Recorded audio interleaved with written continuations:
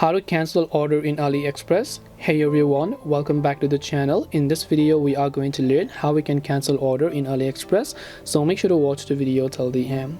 Now the process of a cancellation of an order depends upon various steps, because sometimes if it's already been a couple of days since you last made your order, because the package might have already been shipped by the seller, in that case the order is not cancelable and you have to contact the customer support. But if it's only been like an hour or so, couple of hours, let's say, hopefully if you're lucky, then you should be able to cancel that order.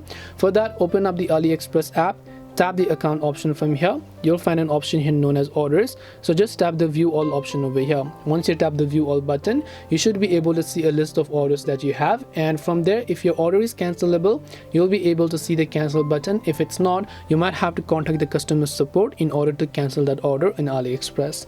This way you should be able to cancel order in AliExpress. Hope this video was helpful. If you have got any questions, feel free to leave them down below. Thank you for watching and see you in the next video.